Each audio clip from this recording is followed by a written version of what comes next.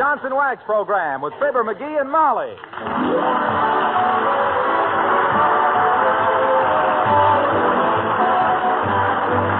The makers of Johnson's Wax for home and industry present Fibber McGee and Molly, written by Don Quinn and Phil Leslie, with music by the King's Men and Billy Mills Orchestra.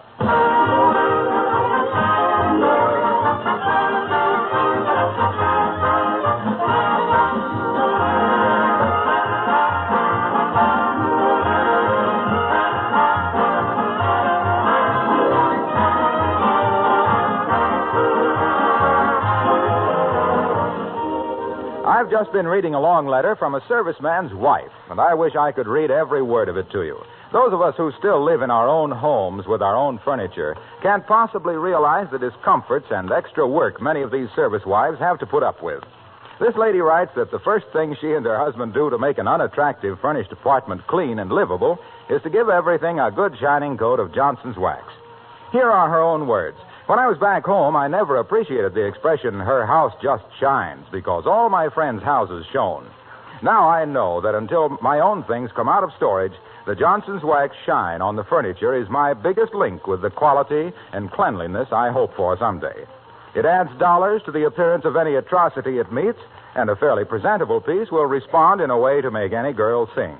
Please, Mr. Wilcox, keep right on telling them. The families I've moved in after are people who haven't yet heard you. Thank you, service lady. I'll do my best to get everybody to use Johnson's Wax.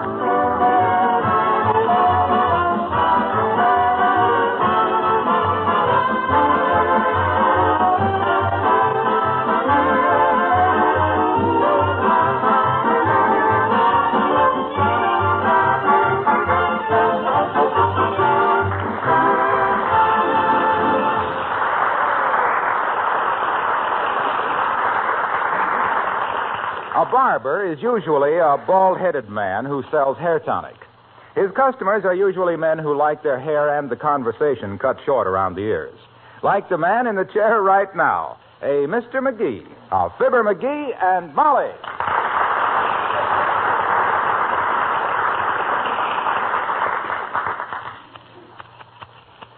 So I'm writing President Roosevelt a letter, see? And in it I'm saying to him, Dear Mr. President, look, kid, I got great ideas. Yeah, now, look, Nick, you told me how... Then in my own handwriting, which I am dictating to my wife because I don't write so somebody can read it, including me, I'm going on to say, look, I say, the Army is needing plenty ladies for nursing, is not? Yeah, but... So, also we got thousands guys who are too small on the eyesight for the draft, or maybe they got 7 toes on 1 foot or something. So I'm saying, why not take the rejectees and make them into guys for giving sick people the pills? Yeah, but if you don't mind, Nick, Of course, so far up to now, President Roosevelt, he don't sending me the answer. Yeah. Which is all right. He's just as busy as me, I guess. Maybe I better send a telegram to the Manpower Commission and say, how about a shampoo? How can you give the Manpower Commission a shampoo? That question was not for the commission. You, I'm asking. Huh? Oh, I need a shampoo? Everybody's needing a shampoo at the regular periods of the interval. Are you different? No, I guess not, Nick. Go ahead.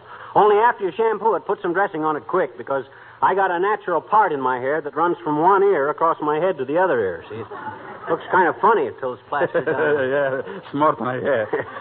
After shampooing, we always... Hey, wait a minute. How much is a shampoo? 50 cents?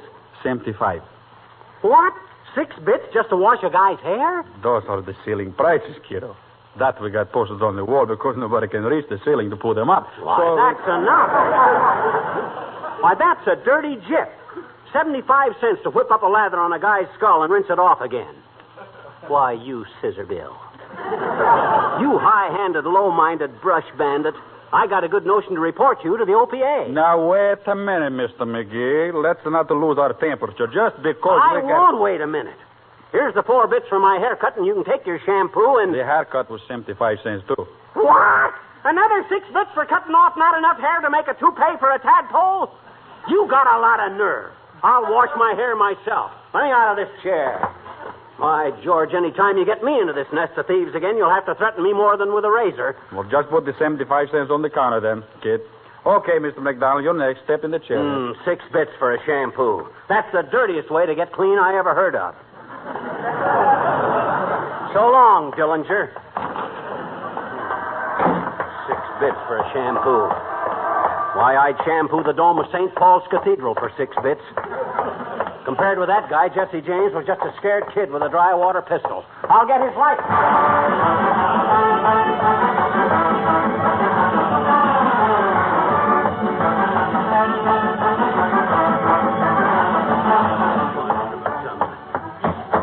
$6 for a simple little shampoo.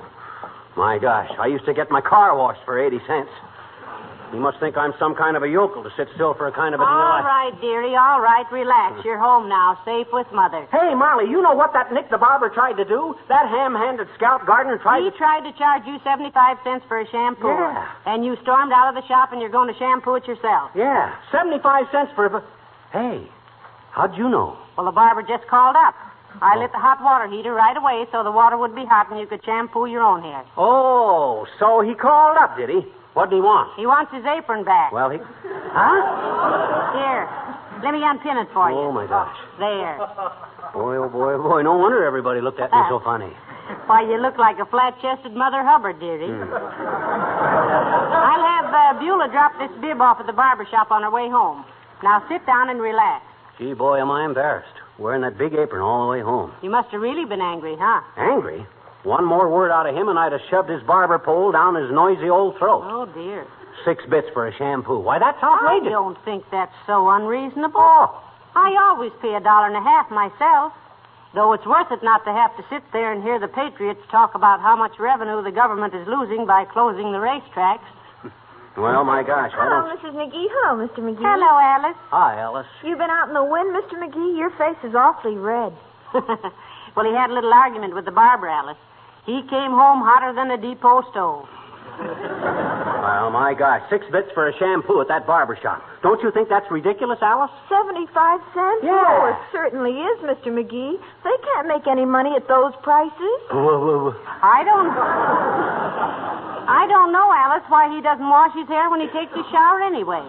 Except that he's usually singing so loud he couldn't hear himself ask himself if he wanted to. Oh, well, I never hear him. But lately I've been so busy with my charts, I don't hear anything. What charts, Alice? You studying navigation so you can find your way home between the boys? Hey, that's not so bad. Between the boys. You see, if you spell it B-U-O-Y-S, it's a play on words. Ain't funny, McGee. I was kind of pleased with it myself. What charts, Alice? Oh, my astrological charts. Oh. I was casting some horoscopes for some friends. I'll do yours sometime. Are you a Capricorn? Am I a Capricorn? I'm an elk and a legionnaire, and I'm mighty proud of both. No, I mean, what month were you born in, Mr. McGee? Well, he was born shortly before Thanksgiving, Alice. And all white meat he was, too. Oh, he's a Scorpio. What do you mean I'm a Scorpio? A Scorpio is a big crab with a stinger in his stern. And if you mean that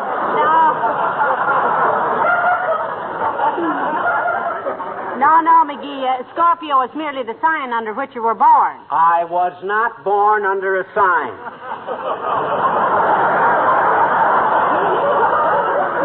I was born 5 miles west of Peoria on top of Kickapoo Hill. Oh, no, Mr. McGee. Now, look. There are 12 different signs of the zodiac, see? Is that so? Yes. And everybody is born under the influence of certain stars and planets, depending on what time of the year you were born. I think McGee was born during an eclipse of the moon, Alice. He throws such a big shadow. Oh, no fooling, Mr. McGee. It's very interesting. I've started to study astrology. For instance, your horoscope for January warns that people born under this sign must not let themselves be imposed upon financially. Aha! You see, Molly? That barber was trying to impose on a Scorpio financially. I knew all of it. Is Scorpio a good sign, Alice? Oh, Creeper's one of the best, Mr. McGee. Yes? Yes, but you must do as your horoscope says if you want to be happy. Yeah? You must control your temper, make allowances for other people, and follow through on any projects you have started. Like washing your hair. Oh, is he going to wash his hair? I just washed mine. That's why I'm wearing this towel around my head. Oh, my gosh, is that a towel? I was just about to tell you I thought that was the best-looking hat I ever saw you wear. How long ago did you wash your hair, Alice? Oh, I just finished. I'd have taken a bath, too, but the hot water is all gone. What? The water I was planning to use for my shampoo? Now, just a darn minute, Alice. What's the idea? Scorpio. Control your temper. Make allowances. Yeah, I'm sorry, Mr. McGee. Oh, forget it, kid. That's okay. Far be it from me to stand between you and glamour. Use all the water you want. However, what? However, if she don't want her pretty little neck wrung, she better light that water heater before I count to 10. 1, 2, 3. I'm going.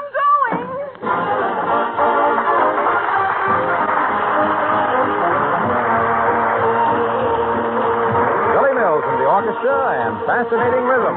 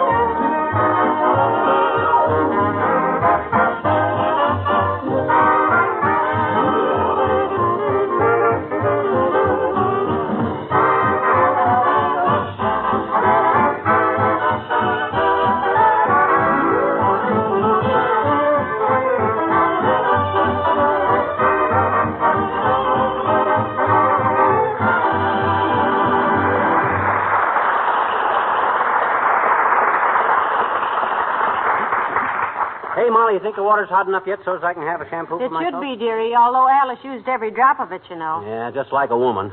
With 3 of them in the house, a man hasn't got a chance. Oh, now listen. Men are just as bad. Huh? When Uncle Dennis was staying here, he was always taking a shower. Oh, well, I didn't begrudge him, though.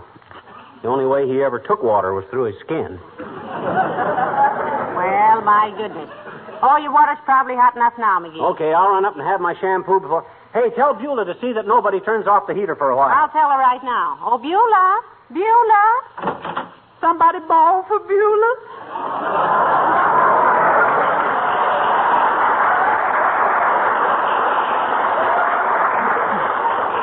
Yeah, I'm going to shampoo my hair, Beulah.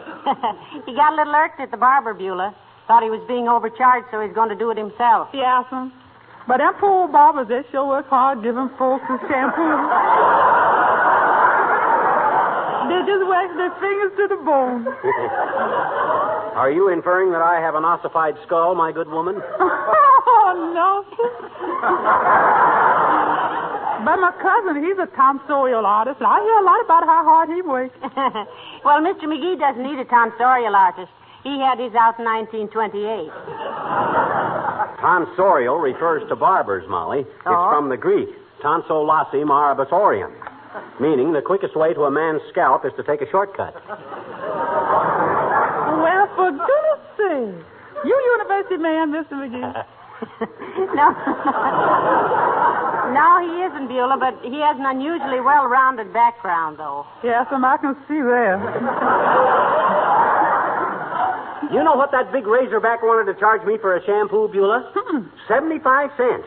Imagine that. 6 bits for a gob of soap suds and a dash of Schlemiel number 5. That don't sound like no overcharge to me, sir. Barbers give you a real good shampoo. My cousin says 4 men in one day tell him he ought to charge at least $1. 4 customers? No, ma'am, 4 barbers. Yeah, that's what I thought. My barber's named Nick, and if he can't nick you with his razor, he'll nick you with the price list. Well, personally, I think barbershop prices are very reasonable, McGee. My cousin thinks so, too, ma'am. And he's ahead of his class in barber college. Get a degree, Beulah? Yes, a Ph.D. Oh, for goodness sake. Doctor of Philosophy? No, ma'am. Oh, physiognomy is de-whiskered.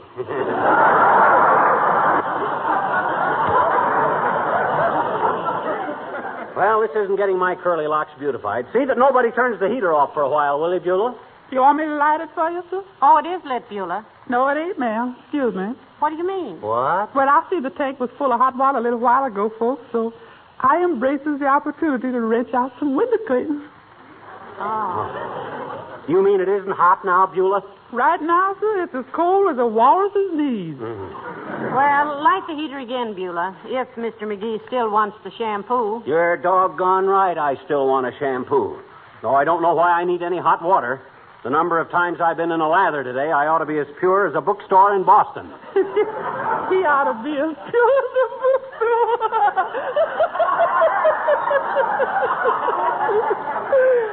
Love that man.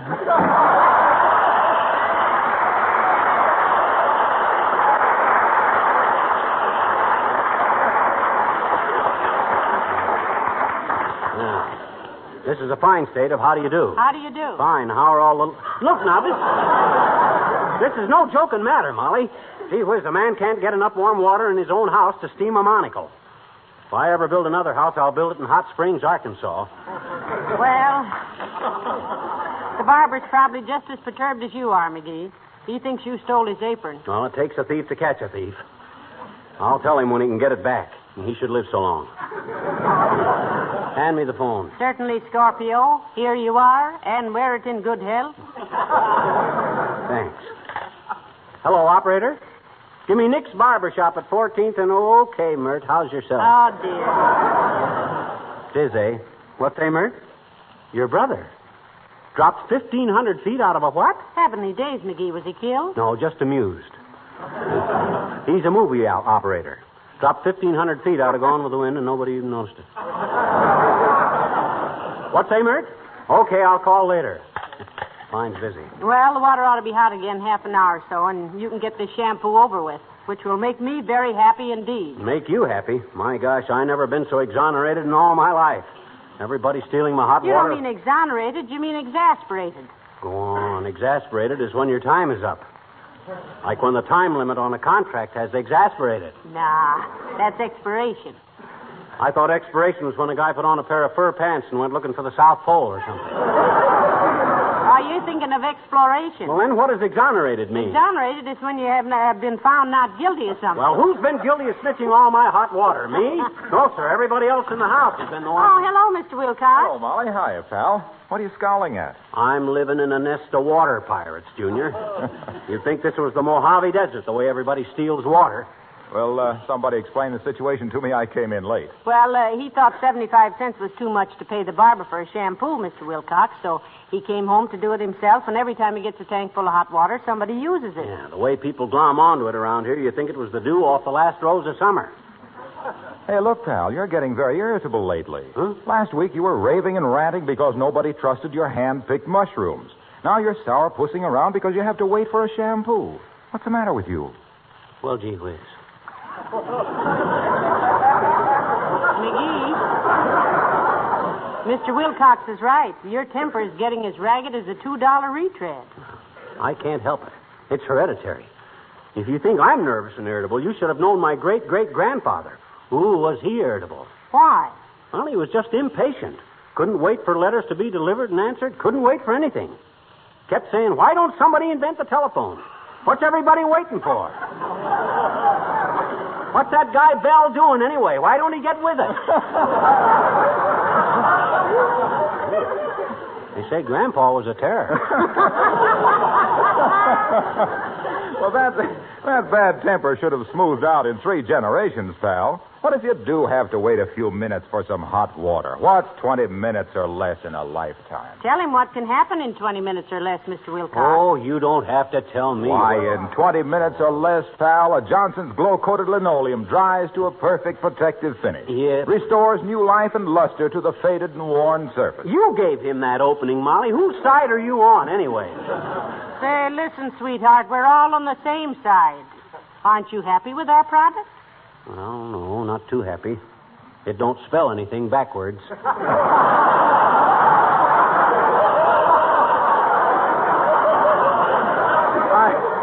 Look, pal, I was merely pointing out that 20 minutes or less can be a happy little period of time. Think of the housewife who pours a little Johnson's Glow Coat out on her tired old linoleum and spreads it around with a long-handled applier. Then think how the world brightens for her in just 20 minutes or less as the Glow Coat magically gives her kitchen floor a new lease on life. You ever spend 20 minutes or less in a dentist's chair, Waxy? Certainly. And well spent, too. You were? No, it was. But look, I didn't come in here to tell you how to improve the shining hours, pal. Nick sent me. Who? Nick, the barber. He said to tell you to keep that bib you walked out with. Well, that was very kind of him, I'm sure. Yeah, he said Fibber could keep it till spring when he comes in for his next haircut. So long now.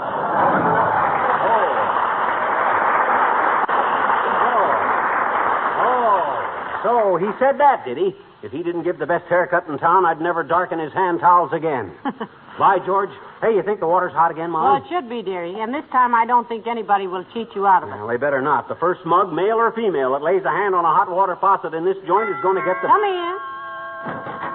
Oh, hello, Dr. Gamble. Hello, Molly. Hello, Mushmouth. Hi, Doctor. Hey, you look kind of bushed. What you been doing? Treating a centipede for fallen arches? Oh, same old routine. Get to bed at 3 a.m., phone rings at 4:15. 5:30, a new little taxpayer starts squawking as loud as a full-grown one. At 7, I'm back in bed. At 9, I'm back at the hospital trying to be patient with patients who are trying my patience. Well, you certainly look like you could use a good night's sleep, Doctor. I wish my father and mother had been grizzly bears so I could sleep till about April. As it is, I'm in and out of the hay like a Nebraska pitchfork. Don't you even get time to shave? Haven't for 2 days. Just stopped in here because my car broke down the next block. Take 'em half an hour to fix it. You know what? What, Doctor? I'd give my right eye, that's the one with the evil leer in it, for a hot shower and the use of McGee's no doubt dull razor. Got any hot water in the house? Why, hot water? Yeah, hot water. You know, that stuff you toss a bone in to make soup. Why, certainly, Doctor. As a matter of fact, we just heated a tank full. Yeah, you see, I see you are two lovely, charming people. Mm-hmm. And now, if you'll excuse me, I shall run upstairs and swab the frame. If you hear a rusty clatter, pay no attention. It'll be my pores opening. Well, say it, McGee. Yeah, and go back to vaudeville.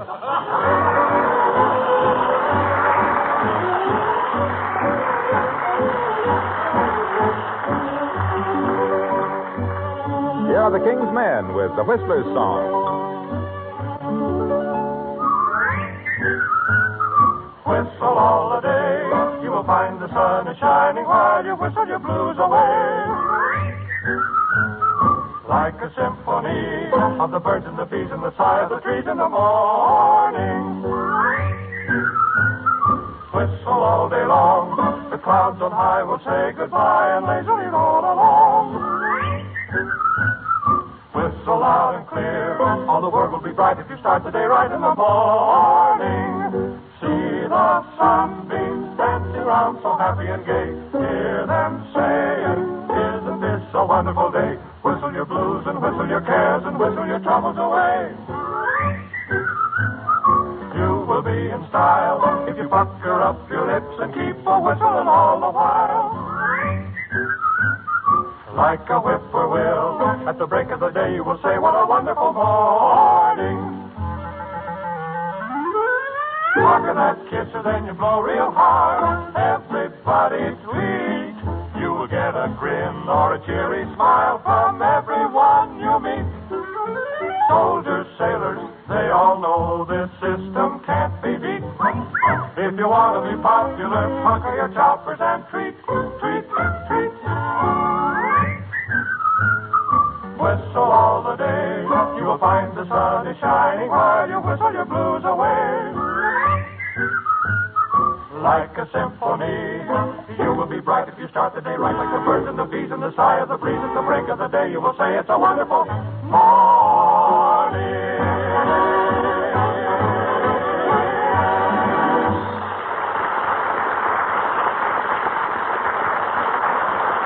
Why, been standing in the shower for almost half an hour. The door turns me in. Hey, McGee, I helped myself to a couple of your clean handkerchiefs. I hope you don't mind. Where's McGee, Molly? Out in the kitchen, Doctor. You feel better now? My dear, I feel so much better that with a little luck I can get through the day without folding up like a summer resort card table. Thanks for the hospitality. Not at all, Doctor. And the man came to the door and said your card would be ready in about 10 minutes. It's a wonderful world we're living in, isn't it? As I told one of my patients who had sat on a darning needle, why worry? Everything comes out all right in the end. What's McGee doing? Well, he's just sitting there with his shotgun across his knees. A shotgun across his knee? Yes. What's the idea? Going to flush a covey of quail out of the icebox? No, he's just making sure that, it's a long story, Doctor. And if it's about your husband, I'd like to hear it. He's a fascinating little character. Well, it started in the barber shop. The barber was going to charge him 75 cents for a shampoo, and McGee thought it was too much. He would. McGee thinks no more of a quarter than I do of my third cervical vertebra. Yeah. And he came home to give himself a shampoo. But Alice used all the hot water, and he waited and heated some more, and then Bewley used all the hot water, and he heated some more, and... I get it. You got it. Well, my epidermis is more important than his scalp, if only because there's more of it. But what's this about the shotgun? Well, after you took your bath, he lighted the heater again. Now he's sitting there guarding it with his shotgun.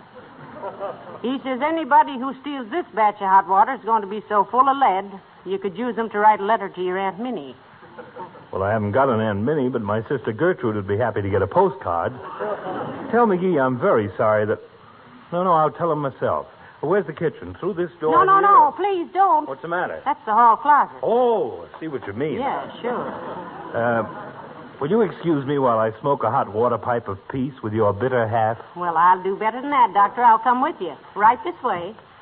You know, it really has been exasperating for him, Doctor. And you know how he is when he sets his mind on doing something. I do indeed. He follows through like a broken garter. Shall we knock? They do. Who is it? Your best friend and severest critic. Or, reading from left to right, your wife and your physician. Okay, come in. Oh, hi, Doc. Feel better? Infinitely. Mm-hmm. I'm sorry I used your hot water, my boy.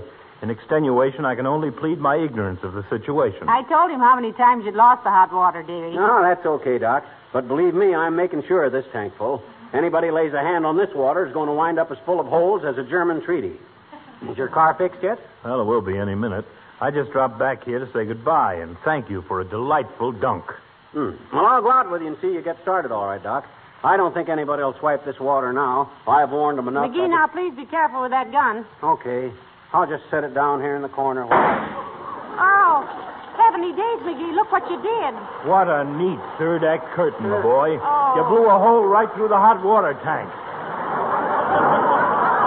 Why, this is impossible. The gun wasn't even loaded.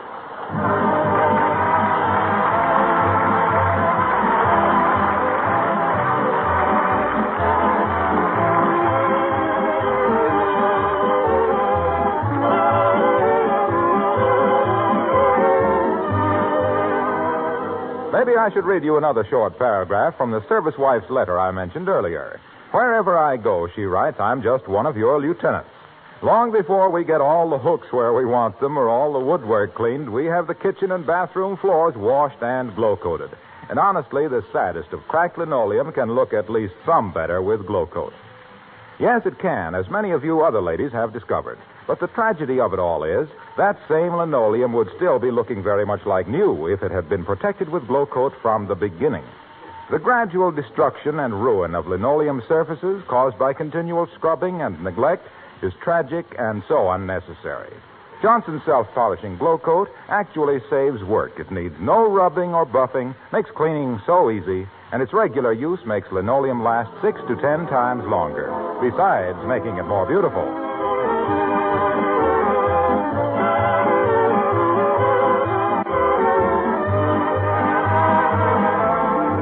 My, your hair certainly looks nice since you had your shampoo, McGee. Yeah, it sure does, doesn't it? And we're sorry we had to make you keep your barber shop open after hours, Mr. Nick. Forget it, sweet sis. I couldn't lock the door till I got out of here anyway. Good night. Good night. Good night, all.